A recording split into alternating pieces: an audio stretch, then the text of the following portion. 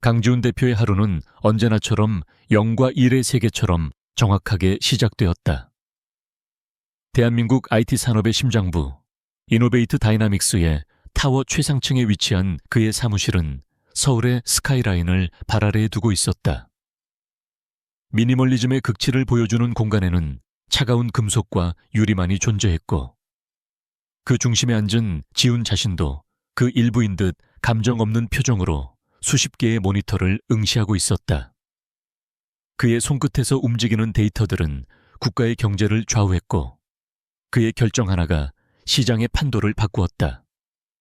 그는 제국의 황제였고, 이곳은 그의 철옹성이었다. 하지만 그 완벽한 통제 속에서도 유일한 변수가 존재했다. 그의 아들 강민준. 5살 배기 아이는 소파 한쪽에 인형처럼 조용히 앉아 아버지의 거대한 세계와는 단절된 채 자신만의 침묵 속에 잠겨 있었다. 2년 전 아내 한소희가 갑작스러운 사고로 세상을 떠난 후 민준은 말을 잃었다. 의사는 심리적 충격으로 인한 선택적 함구증이라 진단했다. 지훈은 국내 최고의 아동심리 전문가들을 모두 동원했지만 아이의 굳게 닫힌 입은 열릴 기미를 보이지 않았다. 지훈은 모니터에서 눈을 떼고 아들을 바라보았다. 아이의 텅 빈 눈동자와 마주칠 때마다 그는 자신이 해결할 수 없는 문제 앞에선 무력한 남자가 되었다. 그는 민준에게 다가가 손을 내밀었지만 아이는 움찔하며 뒤로 물러섰다. 그 작은 몸짓이 날카로운 비수가 되어 지훈의 심장을 찔렀다. 아내의 죽음 이후 그는 아들에게 좋은 아버지가 되기 위해 노력했지만 그 노력은 언제나 보이지 않는 벽에 부딪혔다. 그는 세상을 움직일 수는 있었지만 아들의 작은 세계에는 한 발짝도 들어갈 수 없었다. 대표님, 주치의께서 잠시 뵙기를 원하십니다. 인터컴을 통해 비서의 목소리가 들려왔다. 지훈은 짧게 대답하고는 민준에게서 시선을 거두었다. 잠시 후 단정한 차림의 의사가 사무실로 들어와 정중히 고개를 숙였다. 그는 민준의 상태에 대한 정기 보고를 위해 온 것이었다. 의사는 여러 가지 전문 용어를 사용하며 현 상황을 설명했지만 결론은 늘 같았다. 변화가 필요하다는 것, 익숙한 환경에서 벗어나 새로운 자극을 주는 것이 아이의 굳어버린 마음에 균열을 낼 수 있는 유일한 방법일지도 모른다는 희망 섞인 제안이었다. 지훈은 마뜩잖은 표정으로 의사의 말을 들었다. 그는 비효율적인 것을 싫어했고 어쩌면 이라는 불확실성에 시간을 투자하는 것을 경멸했다. 하지만 아들의 텅 빈 눈을 다시 떠올리자 그는 다른 선택지가 없음을 인정해야 했다. 그는 평생 처음으로 자신의 계획에 없던 일을 결정했다. 모든 회의를 취소하고 수조 원이 오가는 프로젝트 결제를 뒤로 미룬 채 단 며칠이라도 이 철옹성을 떠나기로. 목적지는 정하지 않았다. 그저 서울에서 가장 멀고 가장 조용한 곳이면 되었다. 다음 날 새벽, 지훈은 직접 운전대를 잡았다. 그의 옆자리에는 카시트에 앉은 민준이 창밖의 풍경을 무심히 바라보고 있었다. 수십억을 호가하는 검은 세단은 화려한 도시의 불빛을 뒤로하고 끝없이 뻗은 고속도로를 달렸다. 몇 시간을 달렸을까? 회색빛 빌딩 숲은 점차 사라지고 푸른 상과들이 나타나기 시작했다. 지훈은 내비게이션에 나타난 이름 없는 작은 시골 마을로 방향을 틀었다. 그곳은 시간이 멈춘 듯 한적했고 공기 중에는 흙과 풀, 내음이 가득했다. 마을 어귀에 낡았지만 정갈한 한옥 숙소에 짐을 푼 지훈은 어색함을 느꼈다. 그의 삶은 분 단위로 계획되어 있었고 이런 종류의 휴식은 그에게 또 다른 업무처럼 느껴졌다. 그는 민준의 손을 잡고 마을을 산책하기 시작했다. 아이는 여전히 아무 말도 하지 않았지만 도시에서는 볼 수 없었던 작은 들꽃이나 졸졸 흐르는 시냇물에 잠시 시선을 멈추기도 했다. 지훈은 그 미세한 변화를 놓치지 않았지만 섣불리 말을 걸어 아이의 작은 관심을 깨뜨리고 싶지 않았다. 산책이 길어지던 중 중요한 해외 파트너로부터 전화가 걸려왔다. 지우는 잠시 망설이다가 전화를 받았다. 그의 세계는 그가 잠시 자리를 비운다고 해서 멈추지 않았다.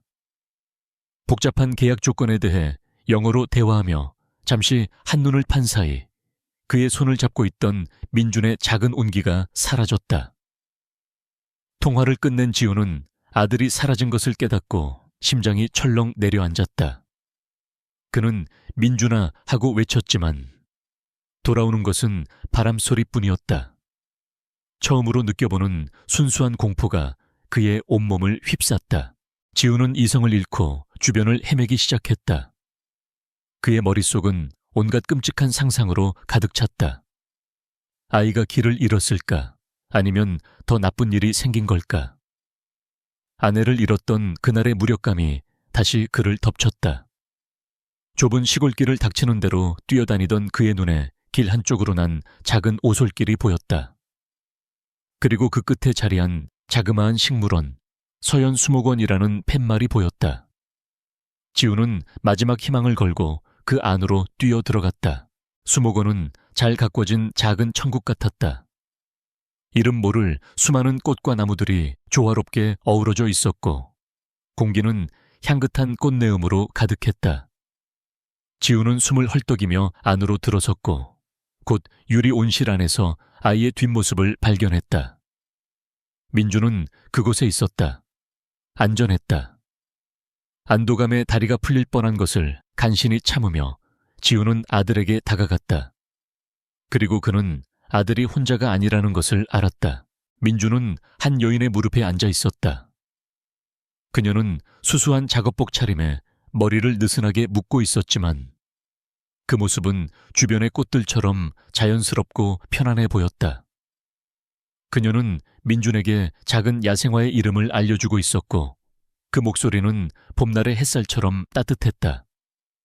민준은 넋을 잃고 그녀를 바라보고 있었고 그 표정은 지훈이 지난 2년간 한 번도 보지 못했던 평온함으로 가득했다.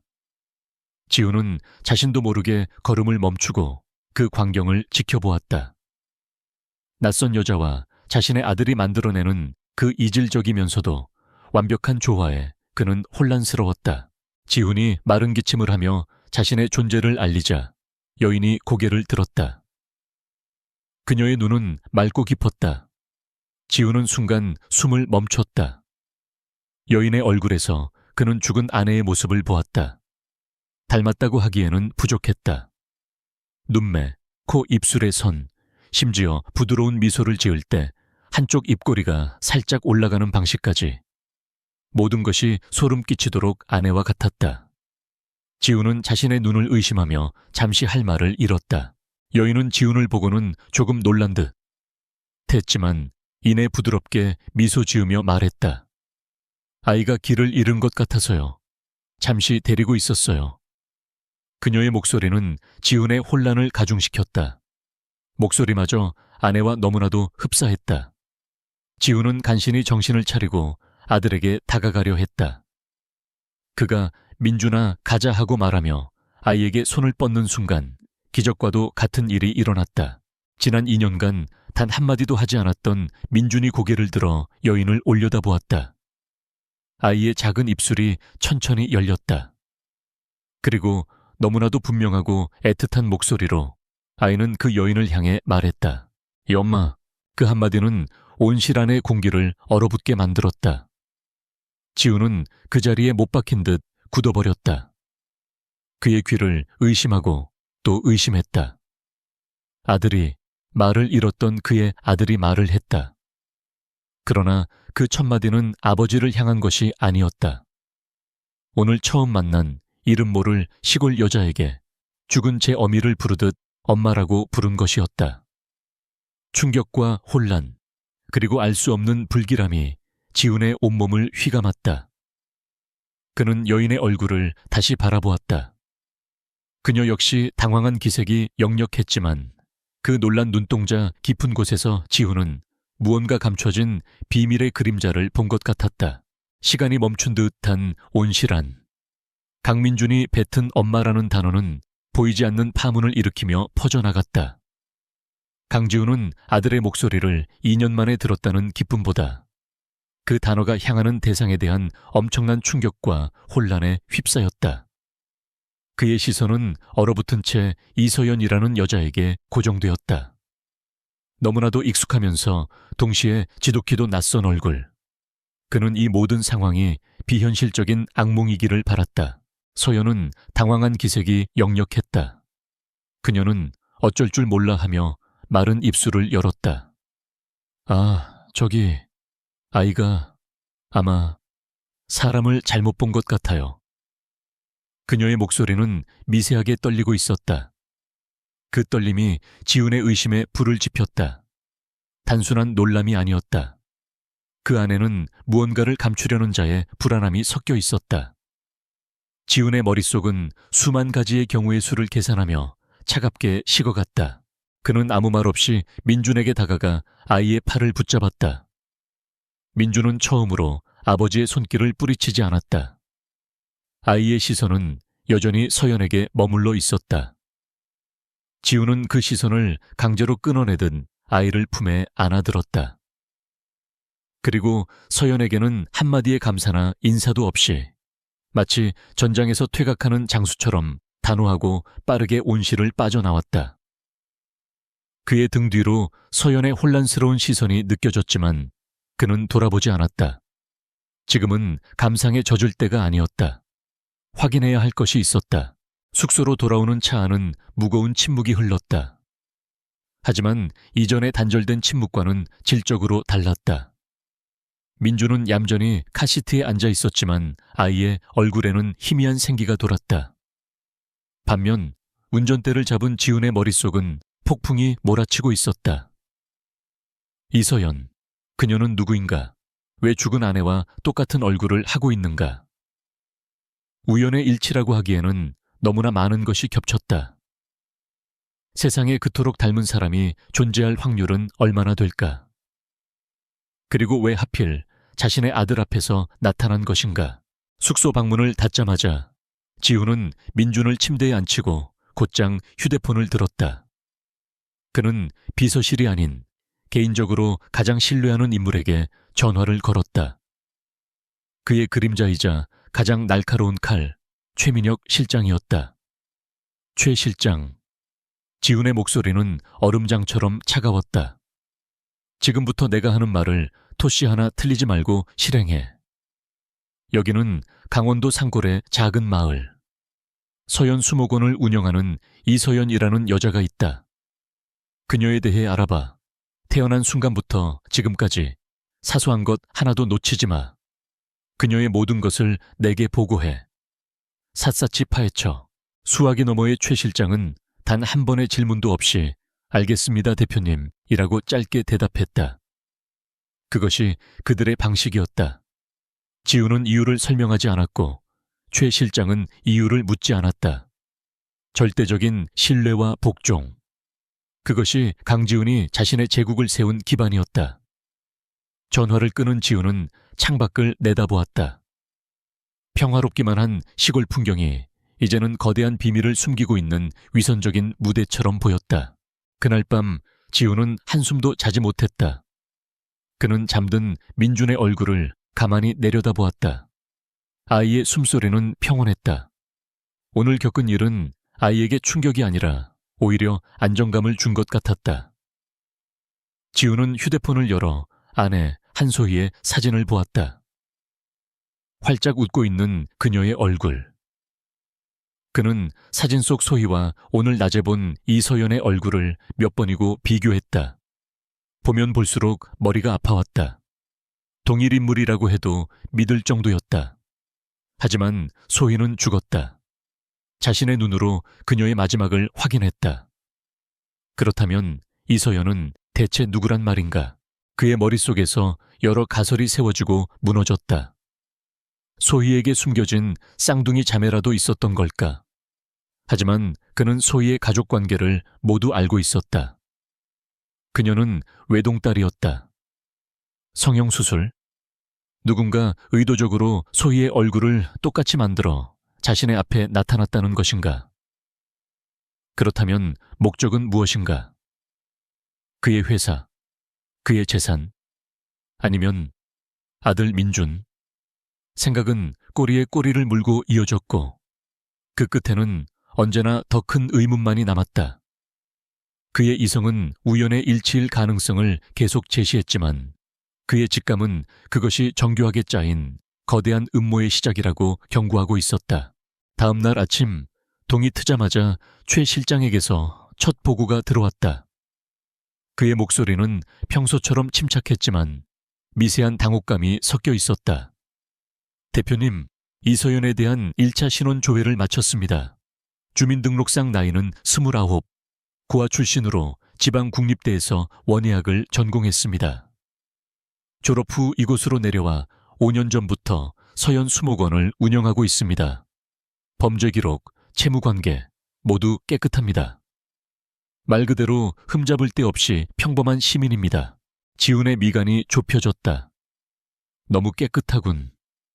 그의 목소리에 날이 섰다. 5년 전 이전의 기록은, 대학 시절 친구나 교수는, 그녀를 기억하는 사람은? 최 실장은 잠시 말을 멈췄다가 대답했다. 그 부분이 이상합니다, 대표님. 5년 전 이 마을에 나타나기 이전의 기록이 거의 없습니다.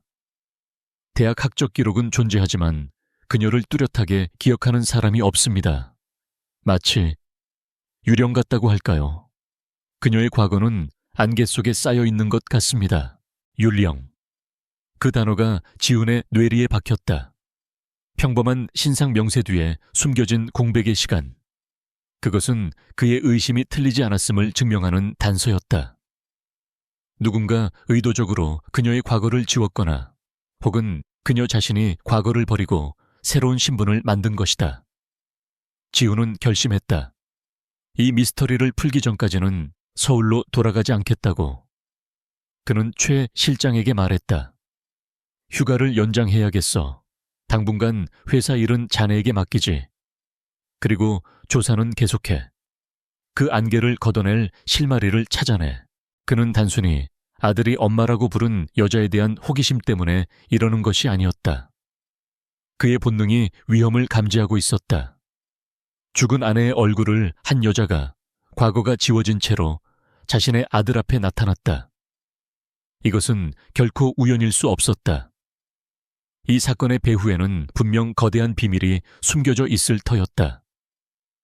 그리고 그 비밀은 자신과 자신의 아들과 그리고 죽은 아내와 연결되어 있을지도 모른다는 불길한 예감이 들었다. 지훈은 자리에서 일어나 창가로 다가갔다. 그의 시선은 멀리 보이는 서연 수목원의 지붕을 향했다. 이제 저 평화로운 수목원은 그에게 거대한 의문 부호이자 풀어야 할 숙제가 되었다. 그는 사냥을 시작한 포식자처럼 차갑고 냉정한 눈빛으로 그곳을 응시했다. 그는 이서연이라는 여자의 정체를 밝혀내고야 말 것이다. 그녀가 누구든 무슨 목적을 가졌든 자신의 영역을 침범한 대가를 치르게 할 생각이었다. 강지훈의 끝나지 않을 것 같던 휴가는 이제 가장 치열한 전쟁의 서막을 열고 있었다.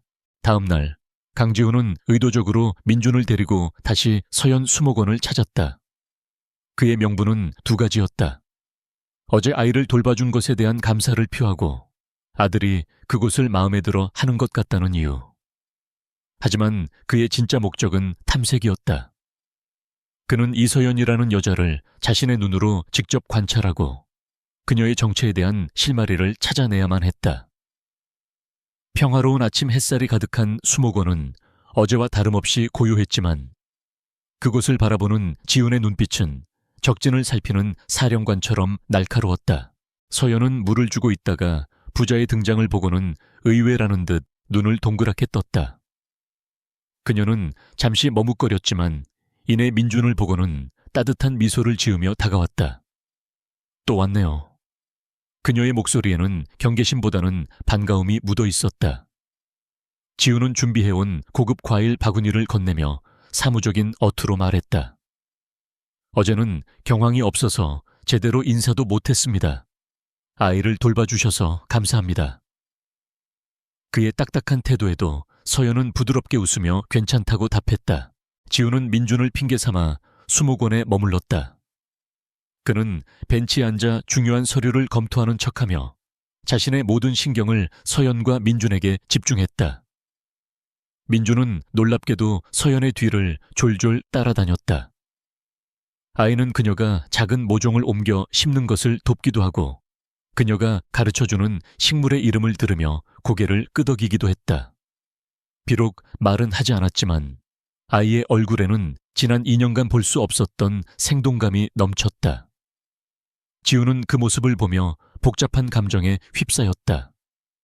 아들의 변화는 기뻤지만 그 변화의 중심에 정체불명의 여자가 있다는 사실이 그를 불안하게 만들었다. 관찰이 계속될수록 지훈의 심장은 차갑게 가라앉았다. 서연의 사소한 습관들이 그의 눈에 하나둘씩 들어오기 시작했다. 그녀는 생각에 잠길 때면 자신도 모르게 검지손가락으로 탁자를 가볍게 두드렸다. 집중할 때면 아래 십술을 살짝 깨무는 버릇도 있었다. 흘러내리는 머리카락을 귀 뒤로 넘기는 손짓, 그녀가 좋아하는 허브티의 종류, 심지어 재채기를 한 뒤 민망한 듯 코를 킁킁거리는 모습까지. 그 모든 것은 죽은 아내 한소희의 것이었다. 그것들은 부부만이 알 수 있는 아주 내밀하고 사적인 습관들이었다. 결코 우연의 일치로 설명할 수 없는 것들이었다. 지우는 서류에서 눈을 떼고 서연을 뚫어지게 쳐다보았다. 그녀는 민준에게 웃어주고 있었지만 지훈의 집요한 시선을 느꼈는지 이따금씩 불안한 눈빛으로 그를 힐끗거렸다. 그녀의 미소 뒤에, 따뜻한 친절 뒤에 무언가 단단한 벽이 느껴졌다. 그녀는 필사적으로 자신을 방어하고 있었다. 그날 오후 최 실장에게서 중간 보고가 들어왔다. 그의 목소리는 더욱 심각해져 있었다. 대표님, 이서연이라는 이름의 출생 기록을 찾을 수가 없습니다. 현재의 주민등록번호는 5년 전에 신규 발급된 것으로 확인됩니다. 법적으로는 가능하지만 매우 이례적인 경우입니다. 마치 5년 전에 한 사람이 새로 만들어진 것과 같습니다. 지우는 휴대폰을 쥔 손에 힘을 주었다. 그의 예상이 맞았다. 이서연은 가짜 신분이었다. 그렇다면 그녀의 진짜 이름은 무엇이며 왜 신분을 숨기고 이런 외딴 곳에 살고 있는 것일까? 새로운 정보를 손에 쥔 지우는 서연을 시험해보기로 했다. 그는 서연과 민준이 함께 있는 온실로 다가갔다. 그는 라벤더 화분을 가리키며 아무렇지 않은 척 말을 건넸다. 제 아내도 라벤더를 참 좋아했습니다. 향이 마음을 편안하게 해준다면서 침실에 항상 둬달라고 했었죠. 그는 아내라는 단어를 강조하며 서연의 눈을 똑바로 쳐다보았다. 그 순간 서연의 얼굴에서 미소가 사라졌다. 그녀의 눈동자가 미세하게 흔들렸고 무언가 깊은 슬픔과 고통의 그림자가 스쳐 지나갔다. 그녀는 황급히 시선을 피하며 화분에 물을 주는 척했지만 지우는 그 찰나의 반응을 놓치지 않았다. 그녀는 그의 아내 한소희를 알고 있었다. 단순한 닮은 사람이 아니었다. 이 여자와 자신의 죽은 아내 사이에는 분명한 연결고리가 존재했다. 그날 이후 지우는 거의 매일 수목원을 찾았다. 그는 더 이상 자신의 의도를 숨기지 않았다. 그는 서연에게 그녀의 과거에 대해 집요하게 물었다. 어디서 태어났는지, 대학은 어디를 나왔는지, 가족은 없는지.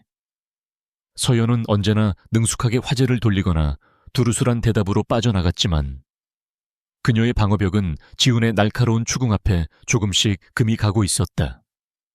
그녀는 지쳐 보였고 불안해했다. 지훈은 그녀를 동정하지 않았다. 그는 진실을 원했고 진실을 얻기 위해서라면 상대를 극한까지 몰아붙일 준비가 되어 있었다. 그러던 어느 날 저녁 최 실장으로부터 결정적인 파일 하나가 전송되었다. 대표님, 확인해 보셔야 할 것 같습니다. 라는 짧은 메시지와 함께였다. 지우는 마른 침을 삼키며 파일을 열었다. 그것은 10년 전 소희가 다녔던 대학교의 식물 동아리 단체 사진이었다. 사진 속에는 앳된 얼굴의 소희가 환하게 웃고 있었다. 그리고 지훈의 심장이 멎는 것 같았다. 소희의 바로 옆에 그녀와 얼굴, 키, 체격까지 모든 것이 똑같은 여자가 나란히 서서 웃고 있었다. 두 사람은 마치 거울을 보는 것처럼 닮아 있었다. 지훈은 사진을 확대했다. 사진 아래에는 학생들의 이름이 적혀 있었다. 한소희, 한서연, 한서연. 들어본 적 없는 이름이었다. 소희는 분명 외동딸이라고 했는데 그는 곧장 소희의 옛 가족 앨범을 관리하던 집사에게 연락해 그녀의 어린 시절에 대해 샅샅이 다시 조사하라고 명령했다. 머릿속의 퍼즐 조각들이 끔찍한 모양으로 맞춰지기 시작했다. 숨겨진 쌍둥이 자매. 그리고 그 자매가 바로 이서연일 가능성. 그렇다면 왜 모두가 그녀의 존재를 숨겼던 것일까? 그리고 그녀는 왜 자신의 신분을 버리고 이곳에 숨어 있는 것일까? 의문은 풀리는 것이 아니라 더 거대한 미스터리를 향해 뻗어가고 있었다. 이제 그는 이서연이 아니라 한서연을 추적해야 했다. 한소희, 한서연. 사진 속 두 개의 이름과 두 개의 똑같은 얼굴은 강지훈의 머릿속에 낙인처럼 찍혔다. 그는 자신이 아내에 대해 모든 것을 알고 있다고 생각했다. 그녀의 웃음, 눈물, 꿈, 그리고 사소한 버릇까지. 하지만 그는 그녀에게 거울처럼 닮은 쌍둥이 자매가 있었다는 사실은 전혀 몰랐다. 이것은 단순한 비밀이 아니었다. 아내와 자신 사이의 신뢰를 근본부터 뒤흔드는 기만이었다. 배신감과 혼란, 그리고 진실을 알아야만 한다는 절박함이 그를 사로잡았다. 그는 즉시 최민혁 실장에게 새로운 명령을 내렸다. 이제 목표는 이서연이 아니었다. 한서연. 이 이름을 찾아 한소희의 쌍둥이 자매다. 그녀의 모든 것을 파헤쳐. 지훈의 목소리는 분노로 낮게 가라앉아 있었다. 그의 지시에 최 실장의 유능한 정보팀이 즉각 움직이기 시작했다. 그들은 낡은 병원 기록 보관소, 먼지 쌓인 학적 서고, 그리고 잊혀진 경찰서의 파일까지 한서연이라는 이름이 남긴 모든 흔적을 쫓았다. 결과는 예상보다 빨리, 그리고 더욱 충격적인 내용으로 돌아왔다. 한서연은 공식적으로 존재했던 인물이었다. 한소희의 일란성 쌍둥이 자매. 그러나 그녀의 기록은 7년 전 스위스 알프스에서 일어난 비극적인 등반 사고로 끝나 있었다. 현지 경찰이 발행한 공식 사망 진단서가 있었고 한국에서도 사망 신고가 처리되었다. 간소하게나마 장례식도 치러졌다. 공식적으로 한서연은 이 세상 사람이 아니었다. 지훈은 모니터에 떠있는 사망 진단서 사본을 보며 허탈한 웃음을 터뜨렸다. 눈앞의 수목원에서 식물을 가꾸고 있는 여자는 서류상으로는 존재하지 않는 유령이란 말인가. 이 모든 것이 정교하게 조작된 거짓임이 명백해졌다. 그녀는 자신의 죽음을 위장했다. 그리고 7년이라는 시간 동안 세상에서 사라졌다가 5년 전 이서연이라는 새로운 이름으로 이 외딴 시골 마을에 나타난 것이다. 왜 그녀는 죽어야만 했을까? 무엇으로부터 도망치고 있었던 것일까? 한편 서울의 마천루 꼭대기 이노베이트 다이나믹스의 타워를 증오 어린 눈으로 내려다보는 또 다른 남자가 있었다. 경쟁사인 퓨처 코퍼레이션의 최만식 회장이었다. 탐욕스럽고 무자비한 성정으로 재계의 포식자로 불리는 그는 자신의 부하로부터 강지훈에 대한 보고를 받고 있었다. 강지훈이 갑자기 장기 휴가를 내고 시골에 머물고 있으며 그곳의 한 여자에게 이상할 정도로 깊은 관심을 보이고 있다는 내용이었다. 처음에 최 회장은 대수롭지 않게 여겼다. 아내를 잃은 젊은 CEO가 새로운 여자를 만나는 것쯤은 가십거리도 되지 않는다고 생각했다. 하지만 보고가 이어질수록 그의 미간에 희미한 주름이 잡혔다. 강지훈의 행동이 너무나 은밀하고 집요했다. 마치 단순한 연애가 아니라 무언가를 파헤치는 탐정처럼 움직이고 있다는 것이었다. 최 회장은 수십 년간의 비정한 기업 전쟁을 통해 동물적인 직감을 갖게 되었다. 그의 본능이 경고등을 켰다. 그 여자가 누군지 알아봐. 그리고 강지훈이 그 시골 구석에서 정확히 뭘 하고 있는 건지 샅샅이 보고해. 최 회장은 나지막이 명령했다. 그는 아직 그 여자가 누구인지, 강지훈의 목적이 무엇인지 알지 못했다. 하지만 그가 묻어버린 과거의 비밀들이 아주 작은 틈이라도 비집고 새어나오는 것을 그는 병적으로 경계했다. 만에 하나라도 강지훈의 움직임이 자신의 어두운 과거와 관련이 있다면 싹을 잘라버려야 했다. 그의 제국은 수많은 희생과 비밀 위에 세워진 성이었고 작은 균열 하나가 모든 것을 무너뜨릴 수 있었다. 다시 시골 마을의 숙소, 지훈은 모든 조각들을 맞추고 있었다. 한서연은 7년 전에 자신의 죽음을 위장했다. 그리고 2년 동안의 공백기를 거쳐 5년 전부터 이서연으로 살고 있다. 그렇다면 그 사라진 2년 동안 무슨 일이 있었던 것일까? 그리고 공교롭게도 자신의 아내 소희가 사고로 죽은 것은 2년 전이었다. 그때까지 단순한 사고라고 믿어 의심치 않았던 아내의 죽음에 처음으로 의문의 그림자가 드리워졌다. 아내의 쌍둥이 언니가 죽음을 위장해야만 했던 이유와 아내의 진짜 죽음 사이에 어떤 연결고리가 있는 것은 아닐까. 이제 지훈의 손에는 부인할 수 없는 증거들이 있었다. 쌍둥이의 어릴 적 사진, 두 사람의 출생 기록, 그리고 한서연의 이름으로 발급된 위조된 사망 진단서까지. 이제 더 이상 추측과 관찰은 의미가 없었다. 그는 직접 부딪혀서 진실을 캐내야 했다. 그는 서류철을 챙겨 자리에서 일어났다. 망설임의 시간은 끝났다. 지훈은 결연한 표정으로 숙소를 나섰다. 그의 발걸음은 망설임 없이 서연 수목원을 향했다.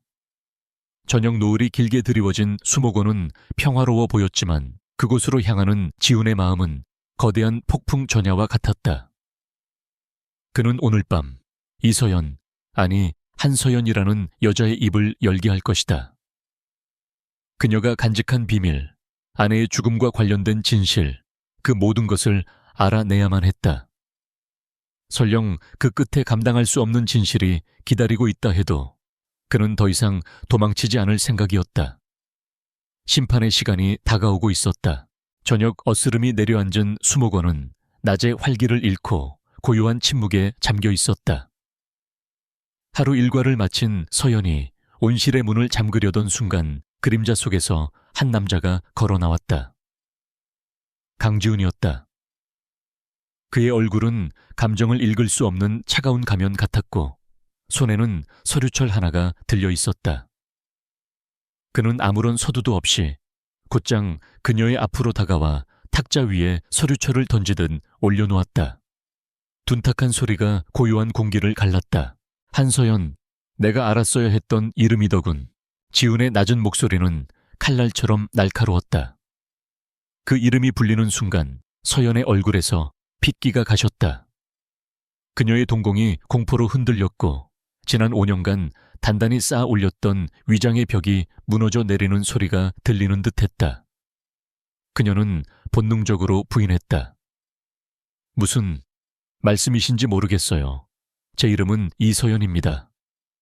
목소리는 애처로울 정도로 떨리고 있었다. 지훈은 대답 대신 서류철을 열었다.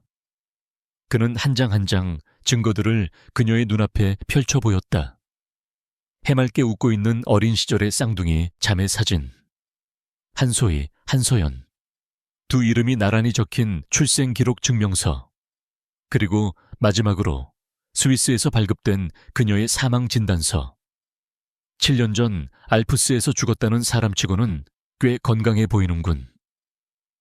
지훈의 목소리에는 일말의 동정심도 없었다. 그는 오직 진실만을 원했다. 서연의 방어선은 여지없이 무너졌다.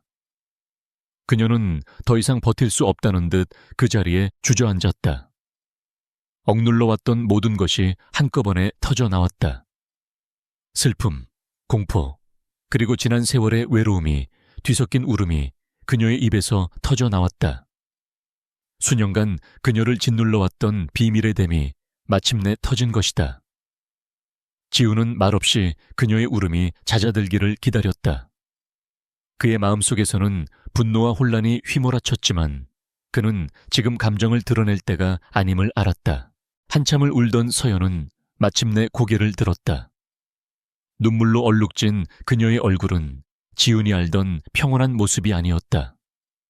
깊은 고통과 절망에 빠진 한 인간의 얼굴이었다. 그녀는 쉰 목소리로 입을 열었다. 어떻게 아셨어요? 지훈은 대답하지 않았다. 그는 그저 그녀의 이야기를 기다렸다. 마침내 모든 것을 포기한 듯 서연은 끔찍했던 과거의 이야기를 꺼내기 시작했다. 그녀의 진짜 이름은 한서연. 죽은 한소희의 일란성 상둥이 언니였다. 7년 전 그녀는 불의를 참지 못하는 신출내기 탐사 전문 기자였다. 당시 그녀는 퓨처 코퍼레이션의 수상한 부동산 거래를 추적하고 있었다. 단순한 비리 사건이라고 생각했던 조사는 파면 팔수록 거대한 검은 돈과 정경유착의 실체로 이어졌고 그 중심에는 최만식 회장이 있었다. 그녀는 최 회장의 비자금을 증명할 결정적인 증거를 손에 넣기 직전이었다. 하지만 최 회장의 귀는 그녀가 생각했던 것보다 훨씬 밝았다. 그녀의 조사를 눈치챈 최 회장의 하수인들이 그녀를 제거하기 위해 움직였다. 그들은 그녀의 알프스 등반 여행을 기회로 삼아 누구도 의심하지 않을 완벽한 사고를 계획했다. 그녀는 절벽에서 추락했지만 기적적으로 목숨을 건졌다. 현지 산악 가이드에게 구조되었지만 온몸이 부서지는 중상을 입었다.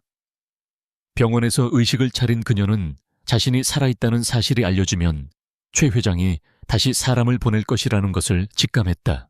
그녀는 죽어야만 했다. 세상에서 완벽하게 사라져야만 했다.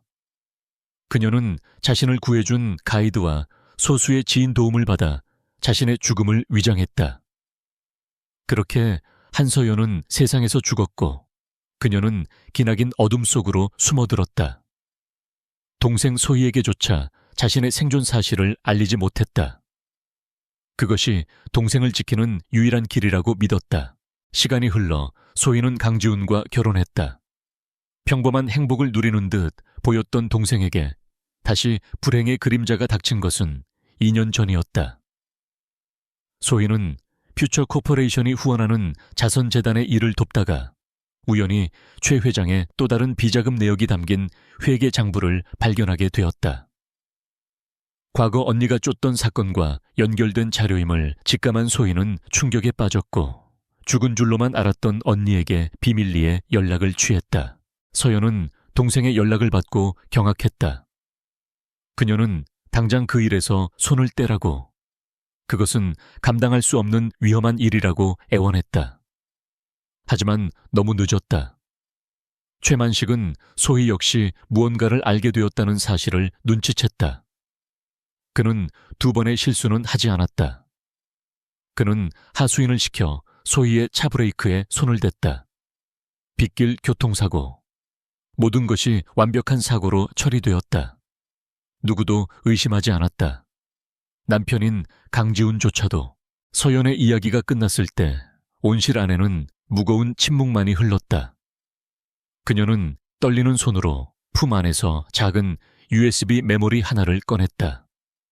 소희가 죽기 전에 저에게 보낸 거예요.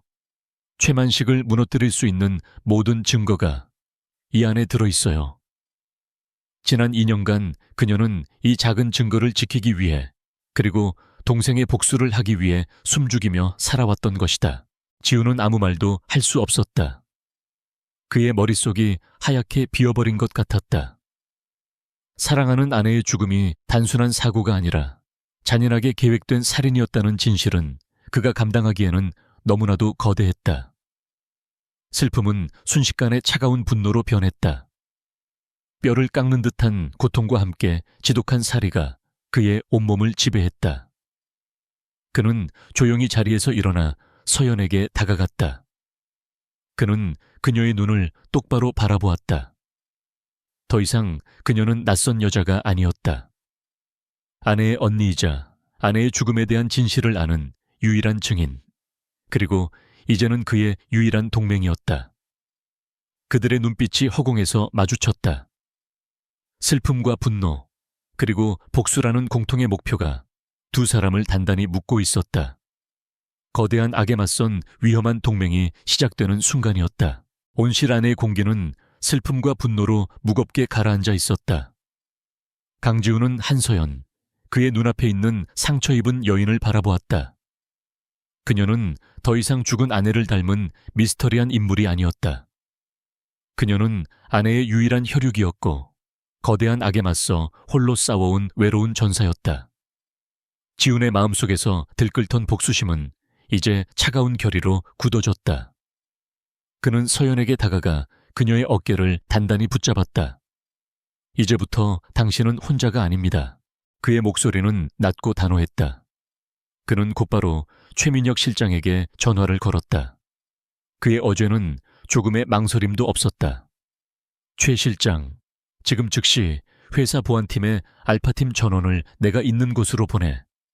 전직 특수부대 출신들로 구성된 최정예 팀으로 이곳의 좌표를 전송하겠다. 이 순간부터 이 수목원은 요새가 될 거야. 단 한 마리의 개미도 내 허락 없이는 들어올 수 없게 만들어. 지우는 슬픔에 잠긴 남편이 아닌 전쟁을 시작하는 사령관으로 돌변해 있었다. 평화롭던 시골 마을의 숙소는 순식간에 최첨단 작전 지휘 본부로 변모했다. 수십 개의 노트북과 보안 통신 장비, 감시 시스템이 설치되었다. 지우는 서연이 건넨 USB를 자신의 보안 노트북에 연결했다. 암호를 해독하자 그 안에는 최만식 회장의 추악한 범죄 기록이 고스란히 담겨 있었다. 불법 비자금 내역, 뇌물 장부, 정재계 인사들과의 검은 거래 증거까지. 그것은 대한민국을 뒤흔들 수 있는 거대한 판도라의 상자였다. 지훈과 최 실장은 화상 통화를 통해 밤새도록 증거를 분석했다. 증거는 차고 넘쳤지만 섣불리 터뜨릴 수는 없었다. 최만식은 언론과 권력기관에 거미줄 같은 인맥을 뻗어놓고 있었다. 어설프게 공격했다가는 증거는 묻히고 오히려 역공을 당해 모든 것을 잃을 수도 있었다. 그들에게는 최만식이 손쓸 틈도 없이 단 한 방에 그를 무너뜨릴 완벽한 전략이 필요했다. 지훈의 기술력과 자금력, 그리고 서연이 가진 정보가 복수를 위한 무기가 되어 날카롭게 벼려지기 시작했다. 같은 시각 서울의 최만식 회장은 자신의 사무실에서 보고를 받으며 분노에 떨고 있었다. 그의 부하들이 강원도에서 찍어온 이서연의 사진을 보는 순간 그의 피가 차갑게 식었다. 그는 그 얼굴을 기억했다. 7년 전 자신의 목을 조여오던 젊고 겁없던 기자, 알프스에서 처리했다고 믿었던 한서연이었다. 그녀가 살아있었다. 최 회장은 경악했다. 살아있는 것뿐만 아니라 죽은 동생의 남편인 강지훈과 함께 있었다. 퍼즐 조각이 맞춰지자 끔찍한 결론이 나왔다. 한소희가 죽기 전에 무언가를 남겼고 그것이 지금 한서연의 손에 들어간 것이다. 공포와 분노가 뒤섞인 최 회장은 이성을 잃었다. 그는 더 이상 위험을 감수할 수 없었다. 그는 자신의 더러운 일을 처리하는 해결사들에게 명령을 내렸다. 전직 특수부대 출신의 용병들로 구성된 그림자 속에서 움직이는 잔혹한 집단이었다. 강원도로 가 한서연을 찾아 그녀가 가진 것을 빼앗고 흔적도 없이 처리해. 강지훈이 방해한다면 그놈도 함께 치워버려. 자비 없는 제거 명령이 떨어졌다. 이제 이것은 기업 간의 경쟁이 아닌 목숨을 건 전쟁이 되었다. 며칠 뒤 칠흑 같은 어둠이 내린 밤, 서연 수목원 주변으로 낯선 그림자들이 조용히 움직이기 시작했다. 최 회장의 해결사들이었다. 그들은 관광객이나 부동산 개발업자로 위장해 마을에 잠입했고 수목원의 경계가 가장 허술해지는 시간을 노려 침투를 시도했다. 하지만 그들을 기다리고 있는 것은 지훈이 설치한 첨단 감시 시스템이었다.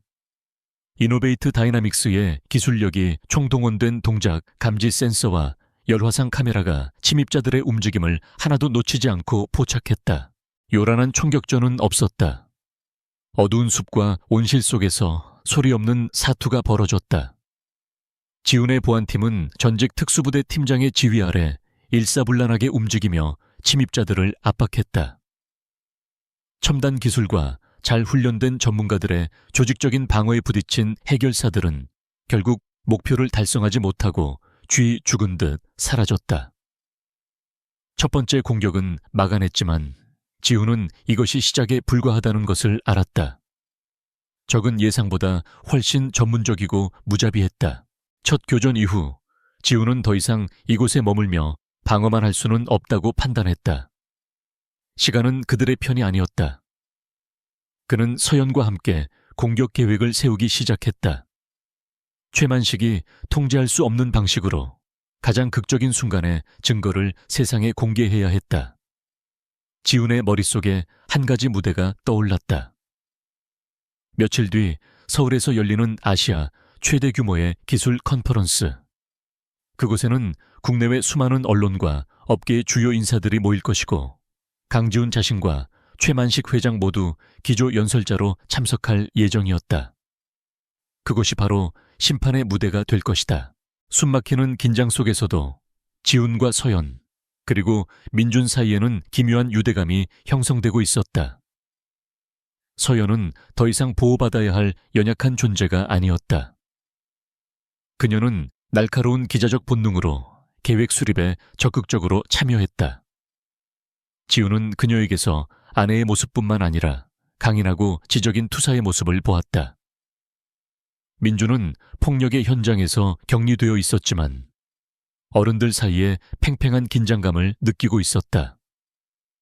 아이는 불안할 때면 지훈과 서연의 손을 동시에 꼭 잡았다.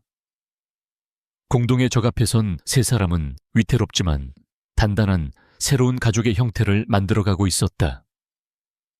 지휘본부의 모니터 위로 움직이는 적들의 동선을 추적하며 지훈은 결연한 표정을 지었다. 전쟁은 이미 시작되었다. 결전의 날이 밝았다. 강지훈과 한서연은 지난 며칠간 밤을 새워가며 계획을 완성했다. 그것은 최만식의 심장부, 그의 제국이 가장 화려하게 빛나는 순간에 비수를 꽂는 대담하고 위험한 계획이었다. 무대는 바로 퓨처 코퍼레이션의 연례 최대 행사인 신제품 발표회였다.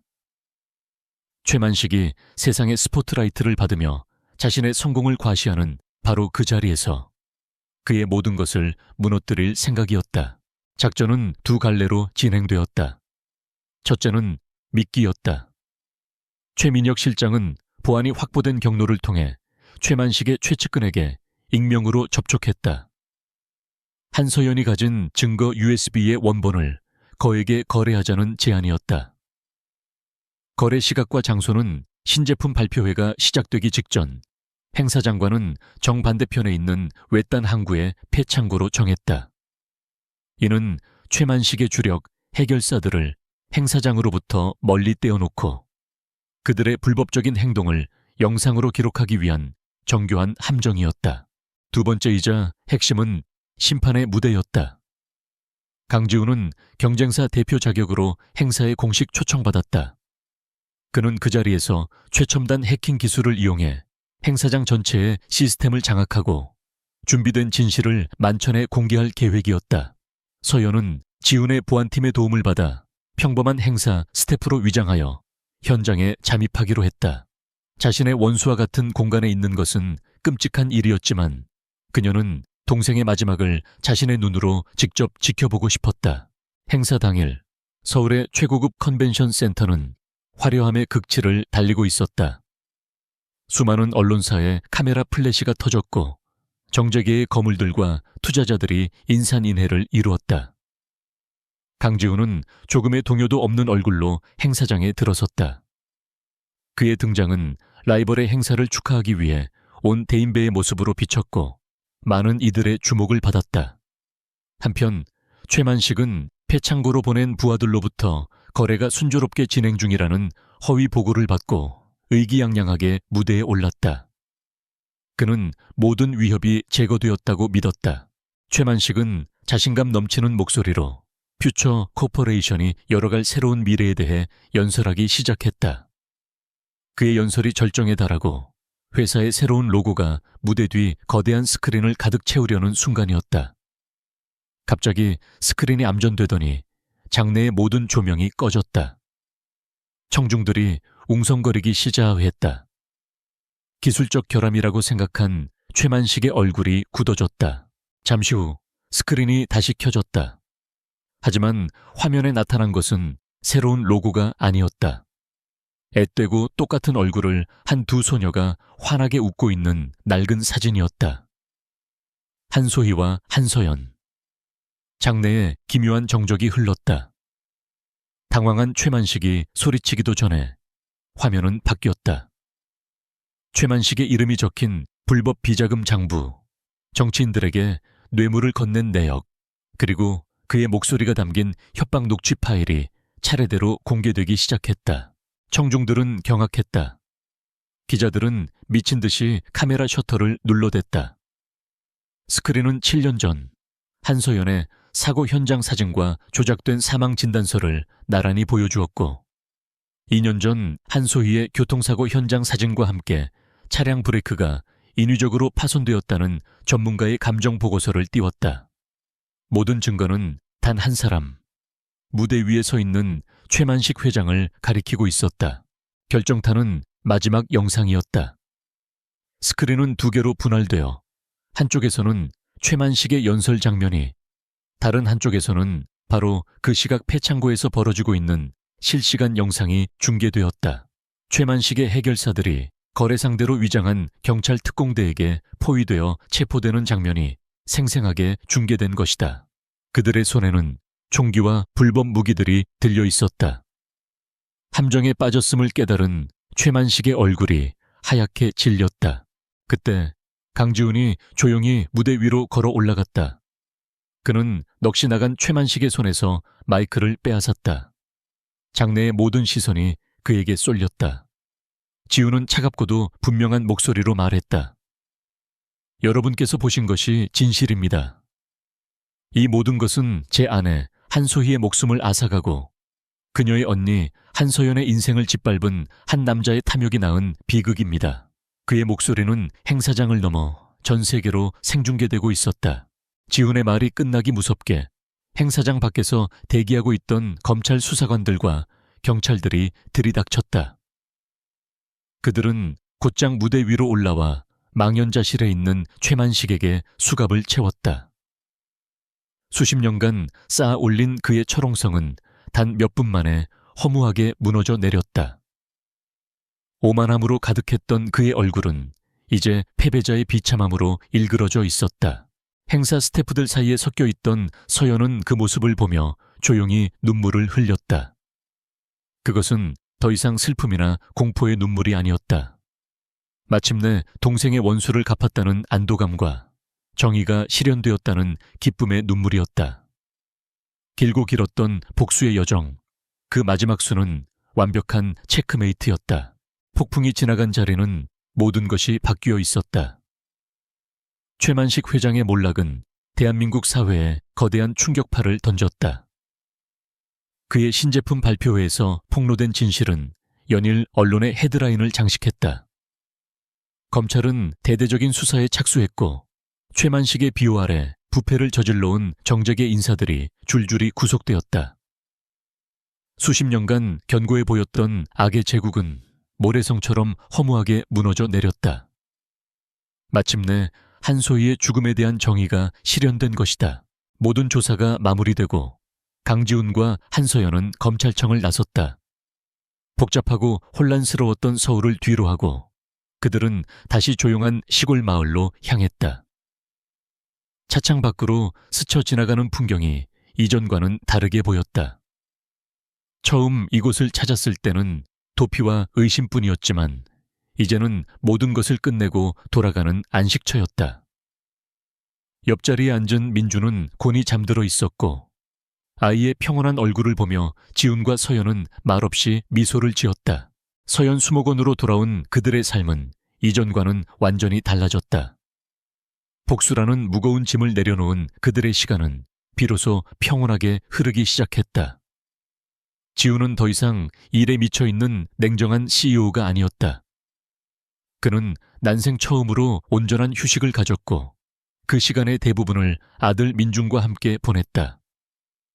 그는 아들에게 책을 읽어주고 함께 흙장난을 치며 아이의 작은 세상에 들어가는 법을 서툴지만 진심으로 배워나갔다.